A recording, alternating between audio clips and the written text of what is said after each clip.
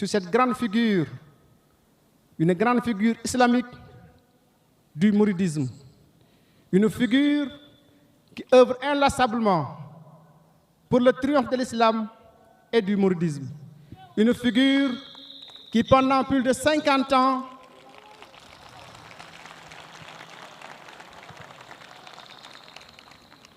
une figure qui, pendant plus de 50 ans, s'active dans l'éducation des jeunes. Et comme vous le savez, le Sénégal ne manque pas de références. Mais le torrent d'informations qui est en train de nous assaillir tous les jours fait qu'il est extrêmement difficile de séparer la bonne graine de l'ivraie. Et monsieur le maire, vous avez décidé de projeter les lumières sur cette grande figure pour la donner en exemple à toute la jeunesse sénégalaise et à toute la jeunesse africaine. Et cette grande figure, c'est Cheikh Ahmadou Kara Mbacké Noreyni.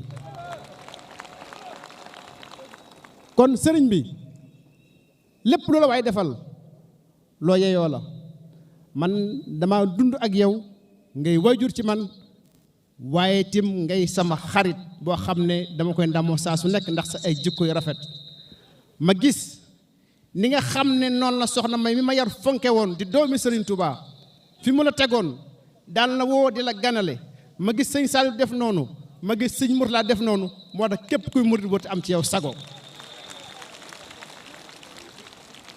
kon sëriñ bi ñi ngi lay sargal di la ziyaar di la xamal ni am nañ ci mbégte mu rëy di la xamal ne nag ab tàmbali rekk la wala nekk na ci yoon wi nga xamante ne bii waxtu wu nekk lu mel nii loo yeyoo la te yeneen ak yeneen danañ ko topp ndax képp kuy maire ci biir réew mi lii nga xam ne monsieur le maire def na ko war nga koo def ca fa nga dëkk ngir wane ñi nga xam ne ñooy suñu ay gànjar ba ndaw ñi man cee jariñu ndaw ñi man cee niitu ndaw ñi man cee roy ñi ngi sant ñëpp di gërëm ñëpp wasalaamaaleykum wa rahmatullahi taala wa barakatuh jërëjëf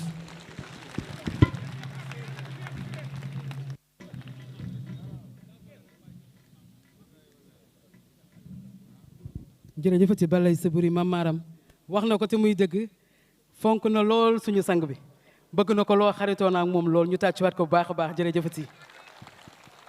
Mesdames et messieurs, nous vous l'annoncions tantôt, nous allons projeter une vidéo, c'est un témoignage qui va, je suis sûr, vous faire plaisir. Il s'agit de notre maman, Madame Sokhna Dieng Mbacké, que nous allons projeter.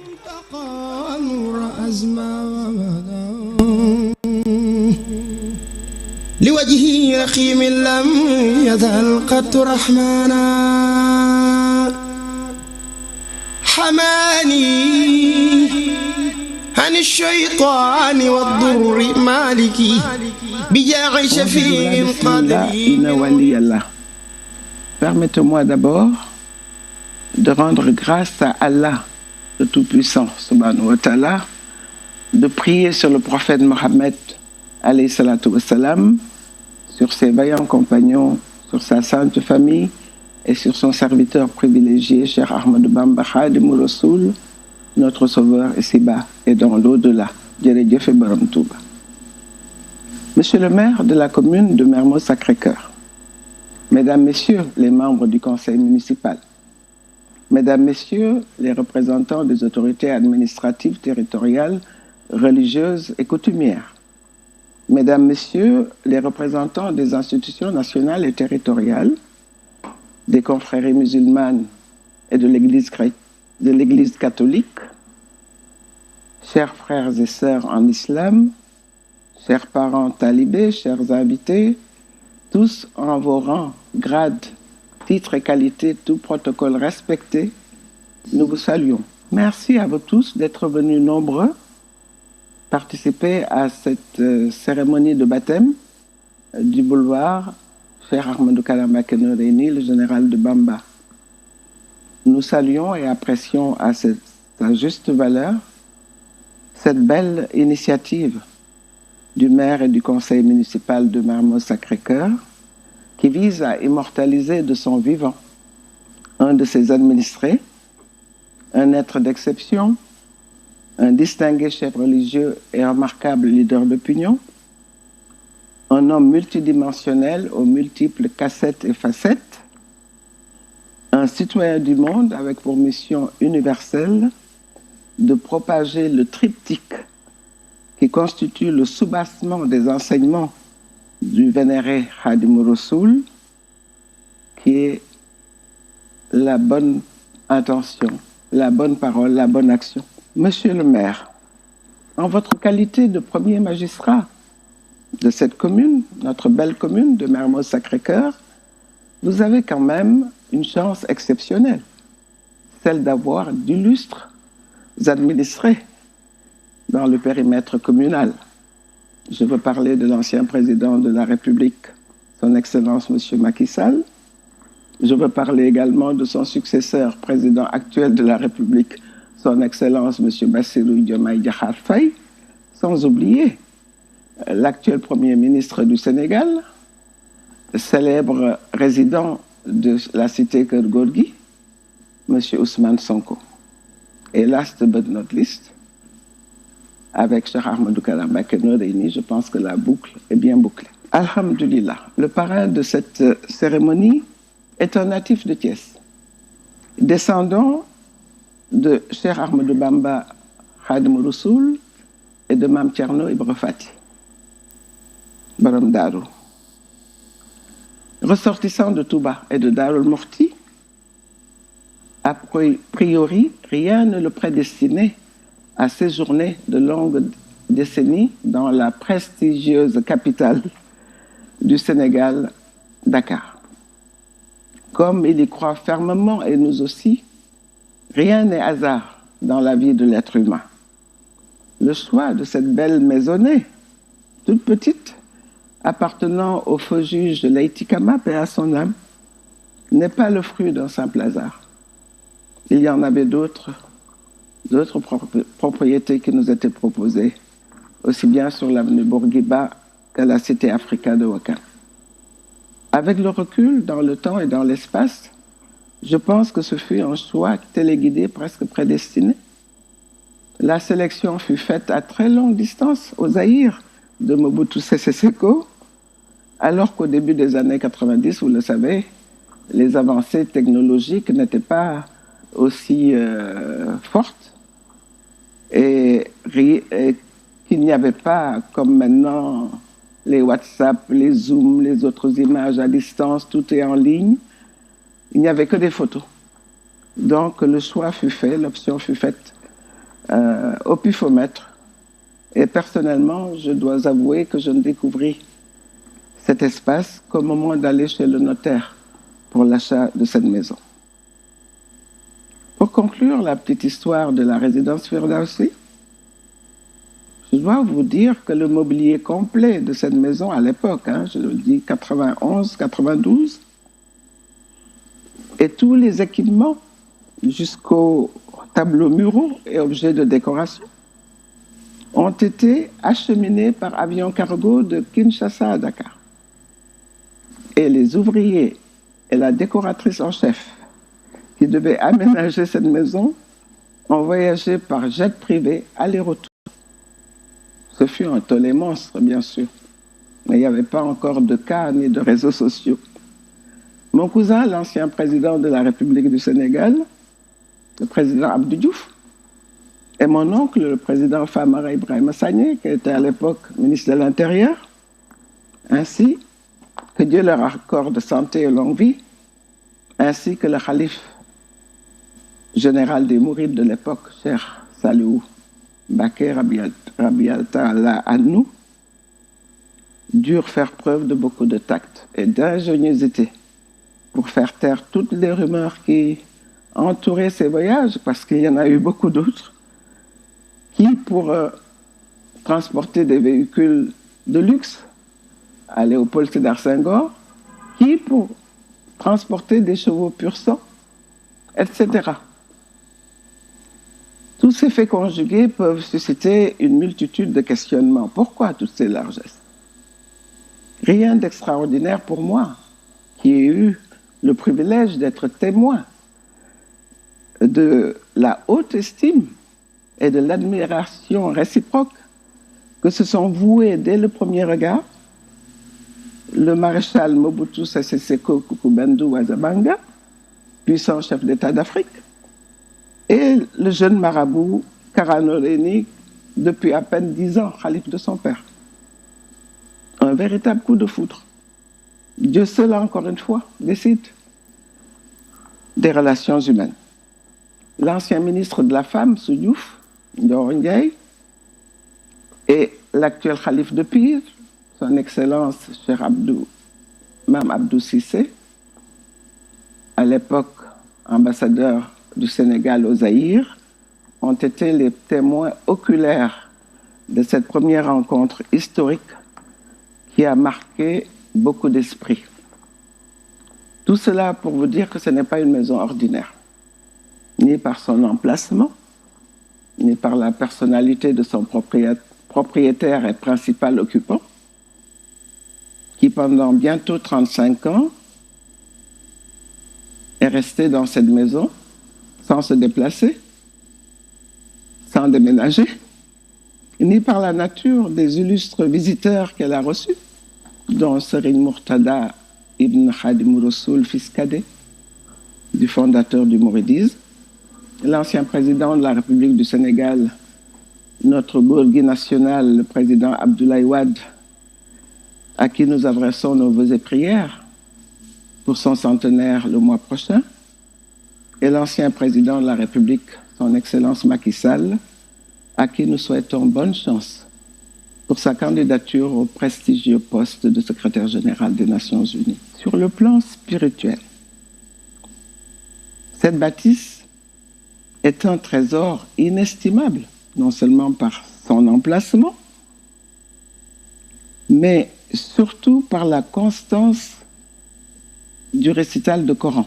Al-Qur'an Karim, la multitude de chassaïdes et panégyriques dédiés à notre bien-aimé prophète Mohammed, paix et salut sur lui, qui sont déclamés à bout de champ, sans compter les talifs et poèmes composés par Général Kala, poème à la gloire de Bamba. Et je terminerai par le Djerejefe Baram Touba, que tous les occupants et visiteurs prononcent à longueur de temps. Heureusement, devez-vous vous dire que ce trésor patrimoine n'est pas à vendre, parce que qui saurait évaluer son coût ou sa valeur? Et maintenant qu'il y a ce couronnement et l'apothéose avec ce baptême, c'est une valeur ajoutée, inestimable aussi. Qui sait peut-être que les générations futures découvriront dans les années ou siècles à venir, avant la fin des temps, à cet emplacement précis, un musée dédié au général de Bamba. Pourquoi pas? Un citoyen exemplaire, utile à la commune dans tous les domaines, et donner un exemple et un modèle à l'humanité pour l'éternité. Djerejefe Baram Touba. مدعت النبي المنتقى نور أزمان لوجهه رخيم لم يزل قط رحمانا. C'est ce qu'on appelle, mesdames et messieurs, une voix autorisée. Elle a été là, elle a toujours été là, elle est encore là, machallah. Suñu yaay yàlla na nga fi yàgg gën a yàgg gën a wér. Suñu yaay Mbàkke jërëjëfati jërëjëfati. Et après elle, damay ragal a wax parce que la voix machallah namoon nañu ko et je sais que namoon ngeen a dégg suñu yaay Soxna Dieng Mbàkke jërëjëfati maa jërëjëfati. Alors ñu dem dégluwaat taalif ndax li mu wax léegi ci biir kàddoom dégg ngeen ko mooy li nga xam ne Cheikh Ahmadou Kara Mbacké Noreyni def na ko ci ay génération du ñu ne ci ay jeunes mais c'est des générations entières. Tey li nga xam ne moom la ñuy gën di fësal jamono yi te mu ñuy bégal di ñu jàngalaat moo di tawalif yi taalif yi ñu demaat DJ si c'est bon du côté de la régie ñu demaat ci taalif yi.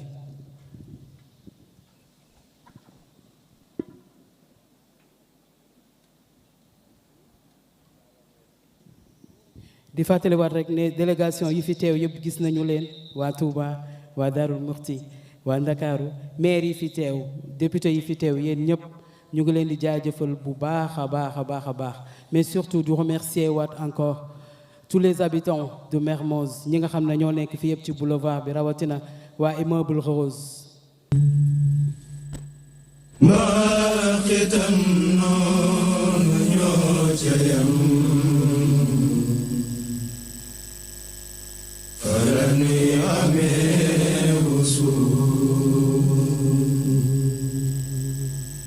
Jom kendu ko jéema am ci kanamu Xaadimu Rasuul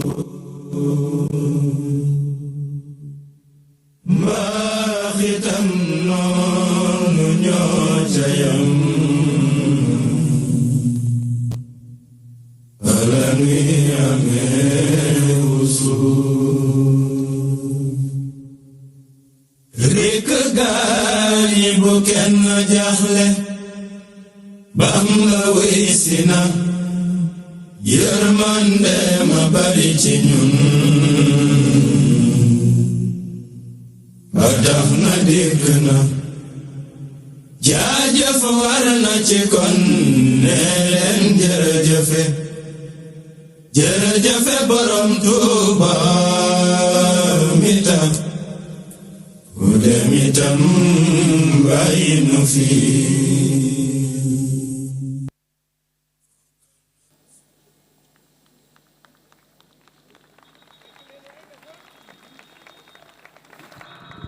nee naa leen dañuy feetu tey tàcc yi na gën a fort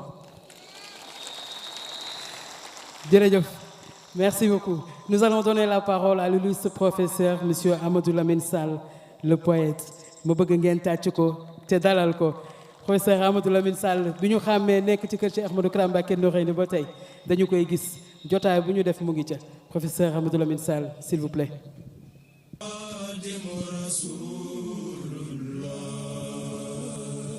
On l'accueille gars yi ñu accueillir ko s'il vous plaît.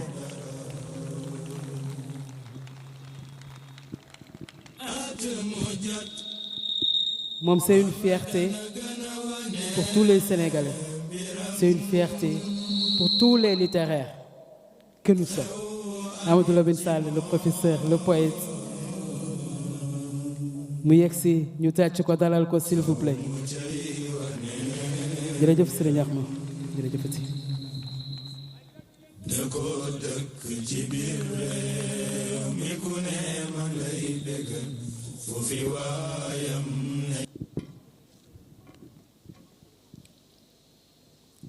maa ngi nuyu ñëpp di gërëm ñëpp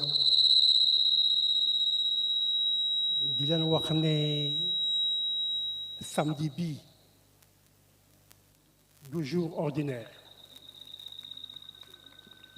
2026 bii du jour ordinaire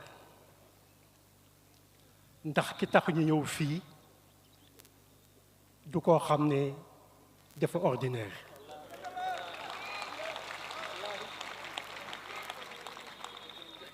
soo demee ci chinois yi dañuy wax ne année 2026 moom la ñuy tuddee l'année du cheval de feu xanaa kooku mooy Kara Noreyni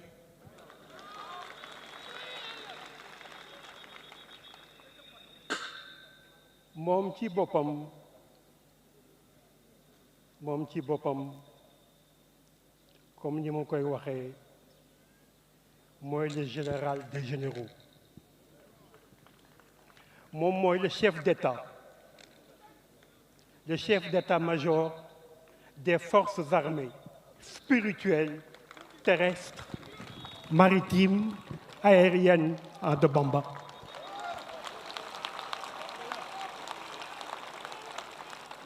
amul chef d'état-major général bu ëpp Kara Noreyni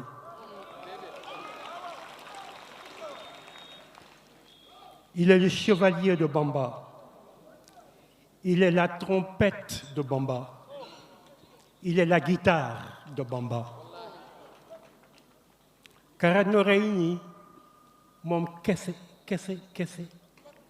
centrale électrique la usine suukar la toolu mango ak tàndarma te comme ni ma koy waxee mais ku ma ci xam Daxar ak lem bokkul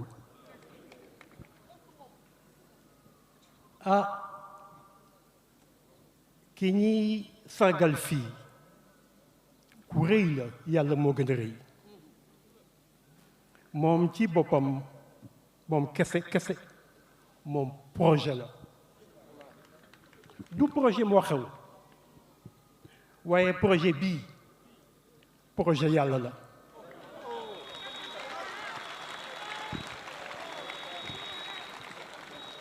dama bëgg a wax ne tool bi benn la waaye mbéy mi bokkul monsieur le maire Alioune Tall maire commune Sacré-Cœur vous serez inoubliable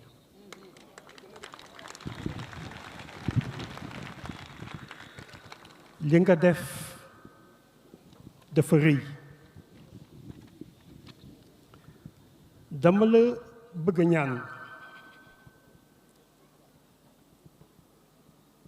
orchestre philharmonique symphonique bi Modou Kara créé nga def ko orchestre philharmonique de la commune de Sacré-Cœur Mermoz dama bëgg nga nekk le premier maire du Sénégal le premier maire de l'Afrique et du monde à avoir un orchestre symphonique philharmonique boo xam ne yow yaa koy présentel sa bopp ci monde bi yëpp yóbbu ko fépp Modou Kara Noreyni amul artiste boo ko gën a mag yow da nga am chance monsieur le maire Alioune Tall ki toog sa wet du sëriñ rek de leneen la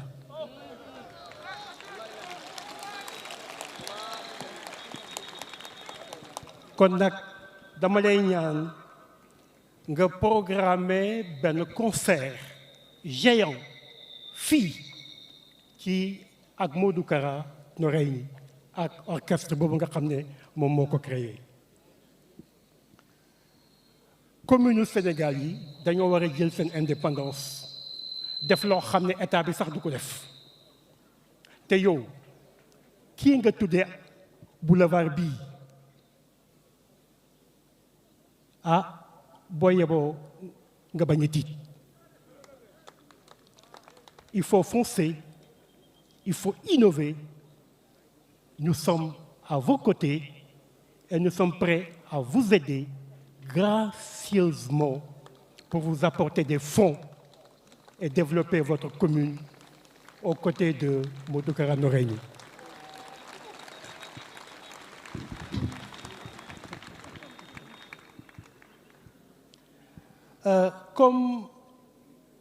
Comme liñ ma jox ci ay minutes bariwul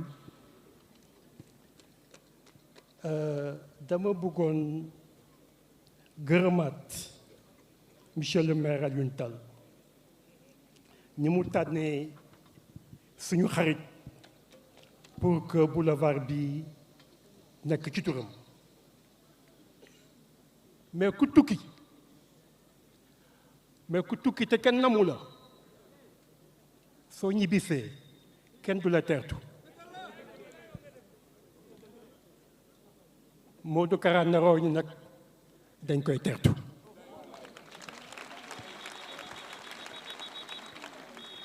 Serigne Modou Kara dañ ko bëgg dañ ko namm dañ koy teeru monsieur le maire ni nga honoré Modou Kara Mbacké Noreyni da nga def sax lu ko ëpp yow Touba nga honoré yow murid yi nga honoré Serigne Mountakha Mbacké mu ngi lay gërëm boroom réew jant bi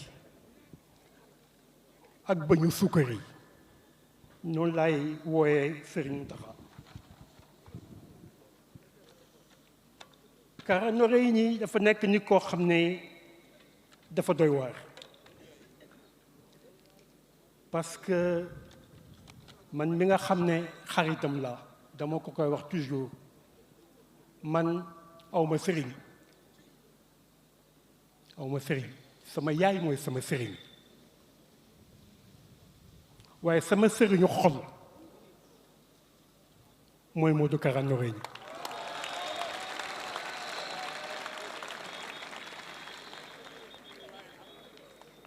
su nekkoon ne àjjana jigéen la dafay ñaan jëkkër Modou Kara Noreyni.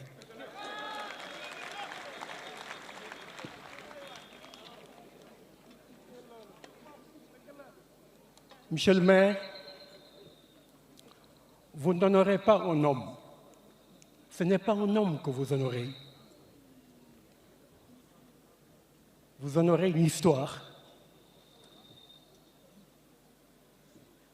Vous honorez un homme qui est une histoire, une grande histoire.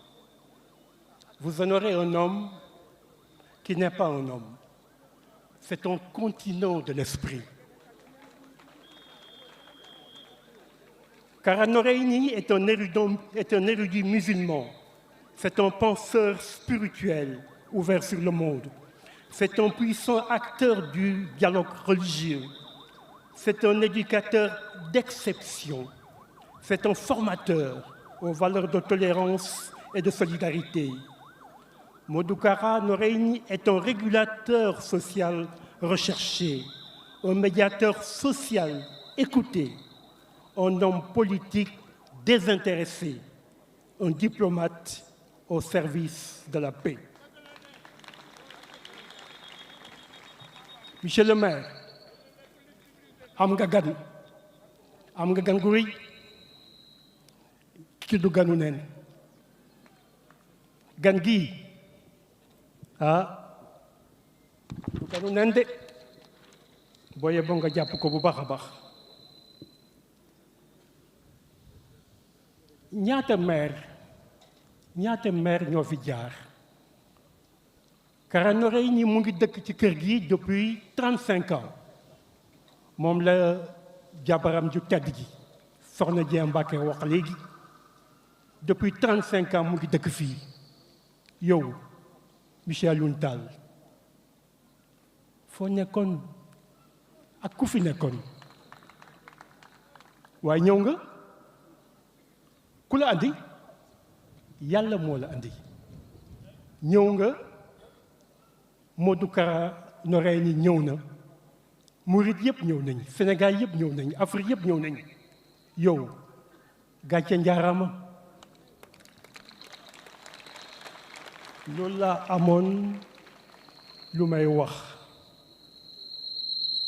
bëgg wax ne Serigne Touba est un hymne à Mohammed sallallahu alayhi wa sallam. Modou Kara Noreyni est un hymne à Bamba. Modou Kara, ses écrits, ses chants, sa poésie en font un poète exceptionnel, un homme de culture exceptionnel, d'une générosité exceptionnelle. Modou Kara Noreyni moom mooy docker bi moom mooy décharger bateau yi Bamba andi yëpp te du woo kenn noonu de laa ko gisee moo jël lépp moom mooy le vrai général de Bamba.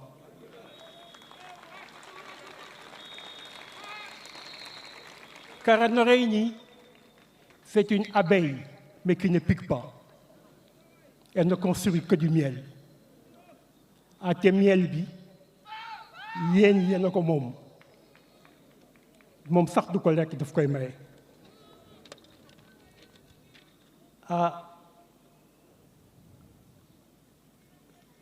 li ma bëgg a wax monsieur le maire c'est comme si vous étiez le premier envoyé comme Mohamed l'avait été yow yaay le premier envoyé de Serigne Touba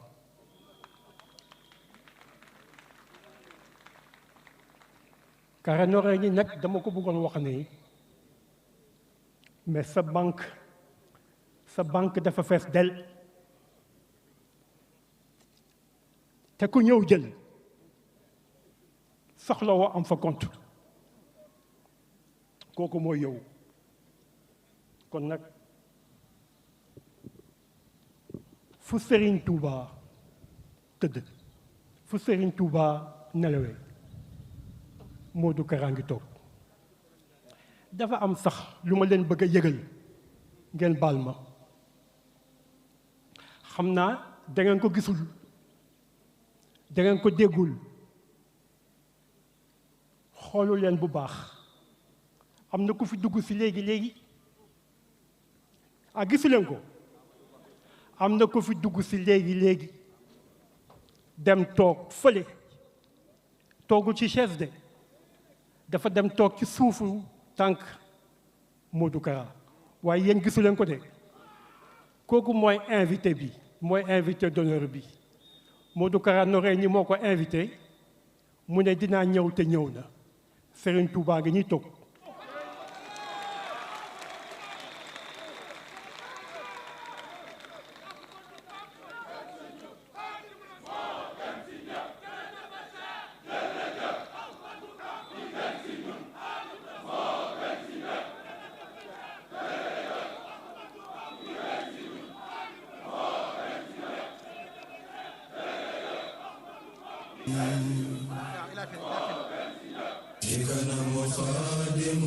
waaw léegi nag maa ngi daaneel ci li may daanelee mooy yéen ñi fi ñëw ñëpp ñu leen di sant di leen gërëm monsieur le maire jëloo benn allée wala benn mbedd da nga jël boulevard dafa rëy yàlla moo gën a rëy nga tuddee ko Modou Kara Noreyni mayoo ko mburu rek def ci chocolat ak beurre ak thon déedéet yow dañ ne ko sax boulangerie bi may naa la ko kon nag jërëjëfati yàlla na leen yàlla sàmm ku toppul kenn kenn du la topp ku toppul kenn du la topp te luy dox te taxawul dina mës a yegg fi mu jëm Modou Kara yegg na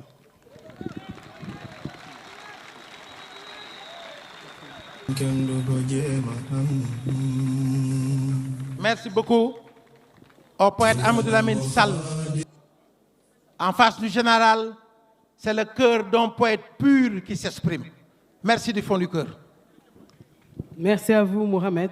C'est ça les hommes de culture. Nous saluons la présence de M. Ahmed Saloum Dieng, suñu sang. waaye di ziar bu baax a baax Serigne Abdou Mbacké Balaye sa moom Cheikh moom Ba Cheikh Khady